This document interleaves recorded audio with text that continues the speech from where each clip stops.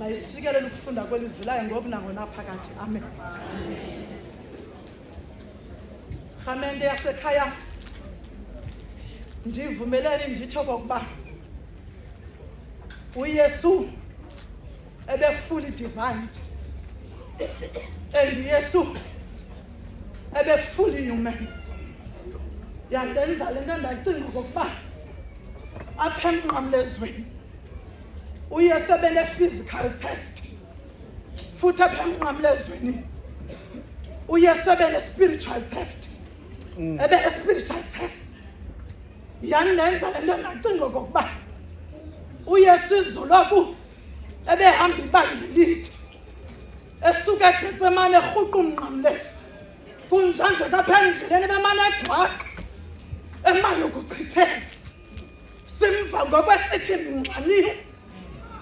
Ndivumeleni irhamente yasekhaya ndithi kula mazwi wonke athethiweyo lilizwi lokuqaleni uYesu alithethe ebhekise kuye esithi ndinxaniwe ngoba into eyenzekayo bekunyanzelekile okokuba uYesu angene ebuntwini azi iingxaki zethu, iintlungu zethu neentupheke zethu ukuze asiwine sibe ngabakhe. Ndivumeleni irhamente yasekhaya ndithi uYesu into ebangela ukuba athi ndinxaniwe uzivile iintlungu zomnqamlezo waba ngumntu naye wakuvuka kambi. Yandenza le nto ndayiqonda okokuba ngenene uYesu ebesebuntwini. Ndinxaniwe uthi umbhaleli wencwadi ezingcwele wathi esakuthi unxaniwe bathatha imfuqa bagalela iviniga bamselisa. Ekuqaleni kula mazwi aphele ethethiwe bawugaba ebeyinike uYesu iviniga kodwa wayala.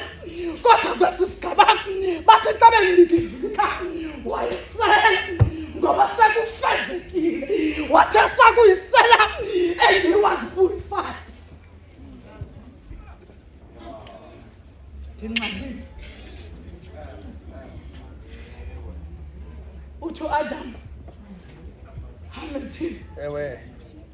xa imcacisela kakuhle elizwi uthi apha etempileni kwakukho ii-4 uthi kwezi cups zikhoyo apha etempileni kukho le cup ekuthiwa yi-suffering cup. Uthi bemane engena athi umbingeleli azovula apha etempileni ababhekelisa abantu athi ningayiphathi leli cup ngoba iyeza athi imvana yezulu esusa iqalele isono sehlabathini ezawurhabula apha kule cup. Uthi umbhaleli wencwadi ezingcwele xa ekhasa le suffering cup uthi zonke izono zethu uthi zasigcwele apha izono zokuwa athi ngoAdam athi emyezweni zazilapha kule cup kodwa bathi abantu xa befuna ukuyibamba athi uyeza athi uMesiya ozayirhabula le nto.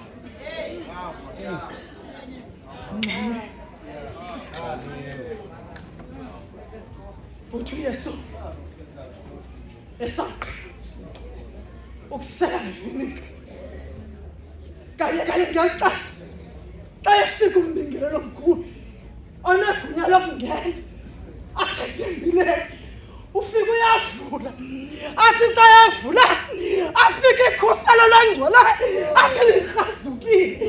Wathi xa efika wafika eguquliwe indebe ngoba imvana esusa ithwale isono sehlabathini ifike yarhabula zaqala lisona zaqamabisha isono.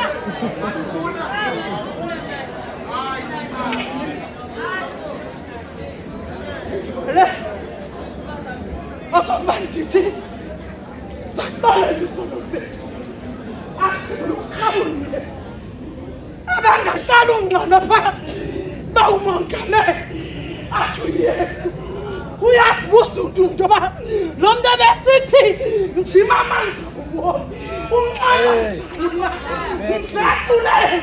atha Samari kayafika intombi uthi mama athi sele yatsikisa intombi asazansi emhlaleni yaneshomi kodwa Yesu yabona abantu abasela kulo mthombo uthi nene ndithi kuwe mabuya abantwana kodwa yabona manzi endakunika wona asayiphinde ndinqaliwe kuthi Yesu unqalele ntoni uYesu unqalele mna nawe unqalele iziso zethu ndinqaliwe kuthi Yesu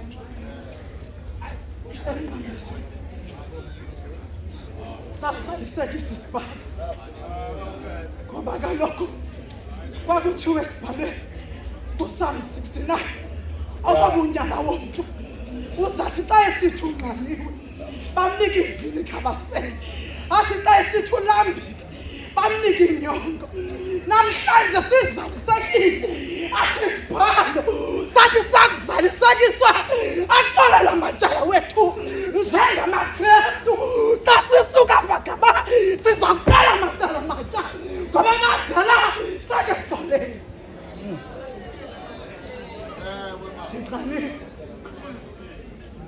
ndiva oonyana bakakho xa behlele ebhabheni ekubaliselekeni ndabava benqaliwe bekhala kwiHofu Thixo njengeqhama athi niyitsalela emfuleni athi wamanzi wenze njalo athi umphefumlo wami ukutsalela kuwe yeHofu Thixo umphefumlo wami unqaliwe unqalele iHofu Thixo ophilileyo